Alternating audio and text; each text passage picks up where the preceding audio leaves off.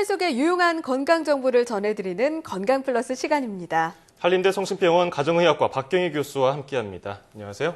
네, 안녕하세요. 네, 오늘은 어떤 내용 가져오셨습니까? 네, 요즘 이제 날씨가 좀 더워지고 있습니다. 그래서 네. 반팔 입고 다니는 분도 계시는데요. 이렇게 더워지면 가장 문제가 되는 게 이제 땀입니다. 그렇죠. 네, 땀이 사실 좀 불편한 부분이 있는데 이제 오늘은 땀이 왜 나고 그리고 땀과 관련된 다른 질병은 어떤 게 있는지 한번 알아볼까 합니다. 네, 요즘 같은 또 계절에 땀 흘리는 분들 많으실 텐데요. 가장 기초적인 질문, 땀은 왜 나는 겁니까? 네, 땀은 사실 정상적인 생리적 반응이거든요. 그래서 네. 우리 몸의 체온을 유지를 하기 위한 것이 가장 중요한 목적입니다. 우리 몸은 항상성을 유지를 하기 때문에 일정 수준의 체온을 유지하게끔 되어 있습니다.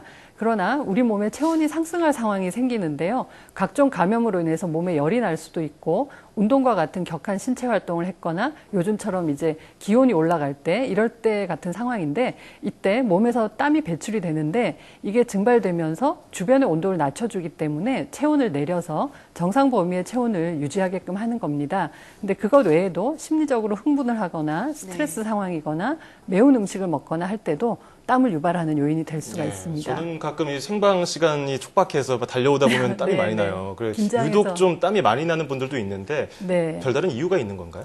네, 사실 생리적인 땀 흘림이라고 그러면 되게 여자보다는 남자들이 땀을 좀 많이 흘리는 경향이 있고요. 예. 체중이 적게 나가는 사람보다는 체중이 많이 나가고 몸집이 큰 분들이 조금 땀을 많이 흘리는 경향이 있습니다. 네. 근데 우리는 대개는 이게 우리 몸에 기초대사량이라는 게 있는데 예. 근육이 많은 사람들은 또 땀을 많이 흘릴 수밖에 없습니다. 예. 네, 근데 우리가 땀을 흘리면 땀이 상당히 불편하게 생각을 하시는데요. 그렇죠. 사실은 땀이라는 거는 우리 몸의 체온을 정상적으로 유지를 해주는 중요한 역할을 하기 때문에 그런 원리를 생각해 본다면 땀을 흘린다는 것은 우리가 운동이나 노동 그리고 신체 활동을 하고 난 이후에 체온이 상승할 때 아주 잘 적응을 할 수 있게 몸을 만들어준다는 의미일 수도 있습니다. 한 해외 연구에서는 평소 운동을 별로 안 했던 사람보다는 운동을 많이 해서 체력이 좋고 단련이 많이 된 사람들이 운동한 후에 땀을 훨씬 더 많이 흘린다는 것을 관찰한 적도 있습니다. 예. 네, 그렇지만 이렇게 일반적인 체온 조절을 위해서 흘리는 땀보다 그 정도 이상의 땀을 많이 흘리는 경우가 있는데 이런 것을 이제 다한증이라고 합니다. 대개 얼굴이나 손바닥, 발바닥과 같은 국소적인 부위에 생기는 경우도 있고요. 몸 전체적으로 땀이 많이 나는 전신적 다한증도 있습니다. 대개 전신적 다한증의 경우에는 갑상선 기능 항진증이나 폐결핵 같은 다른 원인으로 인한 것도 있기도 한데요. 대부분은 특별한 원인이 없이 그냥 생기는 경우가 많고 심리적인 자극으로 인해서 교감신경이 항진되면서 생기는 경우가 많습니다. 그런데 이제 땀이 유발되는 상황들이 대개는 긴장을 하거나 또 집중을 많이 해야 되거나 하는 좀 중요한 상황일 수가 있는데 그럴 때 땀이 많이 나면 상당히 좀 심리적으로 스트레스가 크겠죠. 그래서 그런 것들이 좀 문제가 되는 경우도 있습니다. 맞아요. 네, 땀을 좀 많이 흘리는 분들은 정말 말 못할 고민일 수도 있을 것 같은데 네, 이 네. 다한증은 어떻게 치료해야 할까요? 네, 사실 이제 다한증이라는 것 자체가 진단하는 것 자체가 땀을 몇 리터 이상 흘리면 다한증이다 이렇게 진단을 하기가 힘들거든요. 그러니까 개인적으로 내가 느끼기에 너무 일상생활에 지장을 주고 내가 스트레스가 받을 정도로 좀 땀이 너무 많다고 하면 다한증이라고 할 수 있습니다. 예를 들어서 매일 분장을 해야 되는 배우가 얼굴에 땀이 너무 많이 나서 화장을 전혀 할 수가 없다던가 결제 서류를 받으러 가거나 발표를 할 때마다 너무 땀이 많이 나서 손에 들고 있는데 종이가 다 젖어버린다거나 그러면 상당히 그거는 스트레스거든요. 예. 그래서 그런 것들은 스트레스가 또 땀을 더 많이 유발하기 그렇죠. 때문에 그럴 때는 치료를 받는 게 좋습니다. 치료 방법으로는 되게 이제 한 몇 달 정도 간다거나 하는 일시적인 방법이 있고 또 영구적인 방법이 있는데요. 땀 분비를 억제하게끔 하는 제제를 국소적으로 바른다거나 약을 투여하거나 주사를 맞기도 합니다. 영구적 방법으로는 흉곽 내시경을 이용해서 교감신경 절제술을 많이 하는데요. 주로 얼굴이나 손바닥, 발바닥 그리고 이제 그 겨드랑이 같은데 국소적으로 다한증이 있으신 분들은 효과가 있으니까 병원에서 상담해 보시면 좋을 것 같습니다. 예, 겨드랑이, 손 이쪽에 땀이 많이 나는 부분 아닙니까? 지금 네. 제 뒤로 보이는 화면에 보이는 분들 땀 많이 흘리고 있는데 네. 이 땀 냄새가 문제예요. 땀 냄새 네. 많이 나는 분들 어떻게 좀 방법 없을까요? 네, 사실 땀 때문에 냄새가 난다고 많이들 말씀을 하시는데요. 땀 자체는 별로 냄새가 원래 없습니다. 아, 그래요? 네, 땀의 성분을 보면 거의 99% 정도가 그냥 물이고요. 나머지 성분들이 나트륨이나 염소 그리고 미세 영양소 같은 성분들인데 땀의 농도는 체내 수분의 양과 땀의 양에 따라 좀 달라지기도 하지만 땀 자체는 원래 냄새가 없습니다. 근데 우리 몸에 땀샘이 두 가지 종류가 있는데요. 아포크린샘이랑 에크린샘 두 가지가 있는데 우리가 흔히 흘리는 땀은 되게 에크린샘에서 나오는 것이라고 생각을 하시면 되고요.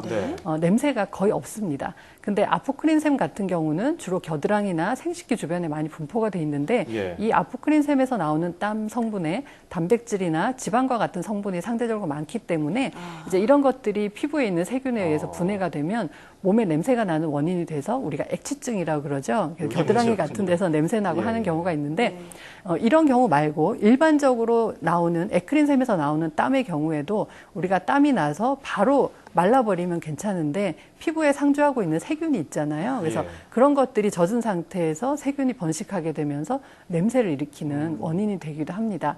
특히 우리 발 같은 경우에는 우리 몸에 땀샘이 몇 개 있는지 아시나요? 글쎄요. 그럴까요? 셀 수 있을까요? 그걸? 100개? 땀샘은 한 200만 개에서 400만 개 정도 되거든요. 상당히 근데 많군요. 그중에 가장 많이 분포가 된 곳이 발입니다. 발바닥. 발바닥에서 땀이 많이 나게 되는데요. 그러면은 땀이 많이 나서 그게 땀이 차인 채로 뭐 씻지 않는다거나 그러면 당연히 세균이 번식하면서 그렇죠. 냄새가 날 수밖에 없겠죠. 그래서 이제 발을 깨끗하게 잘 씻고 발가락 사이사이 잘 닦아서 물기가 없게 하는 것이 가장 중요합니다. 신발 같은 경우는 땀을 많이 흘리거나 했을 때는 잘 말리는 게 좋고요. 세균 번식을 방지하기 위해서는 자주 빨아주는 것이 좋습니다. 특히 여름에는 맨발로 신발을 신는 분들이 상당히 많잖아요. 그렇죠. 그렇게 되면은 땀이 흡수가 제대로 되지 않으면서 세균 번식이나 곰팡이가 번식하기 쉽습니다. 그래서 신발에도 냄새가 나고 발에도 냄새가 나는 경우가 많고요. 여자분들 같은 경우 이제 샌들 신고 그냥 맨발로 막 다니시잖아요. 그럼 땀이 다 이렇게 증발해서 훨씬 더 시원할 것 같은데 오히려 미끈미끈하면서 이제 불편하고 땀 냄새가 신발에 배이는 경우가 있습니다. 그렇기 때문에 가능하면은 뭐 운동화를 신건 어떤 신발을 신건 간에 얇은 면 양말을 신어주는 게 훨씬 더 좋습니다. 좀 의외네요. 맨발보다는 면 양말이 좋다는 것. 또 청결이 중요하다는 말씀을 주셨습니다. 또 교수님, 더운 여름에 땀을 흘리면 물이나 뭐 아이스 커피나 이런 걸 많이 마시게 되는데요. 어떻게 수분 보충을 하는 게 좋을까요? 네, 일반적으로 우리가 그냥 땀을 많이 흘렸을 때는 그냥 물을 드시는 게 가장 좋습니다. 일반 생수를 드시는 게 좋고요.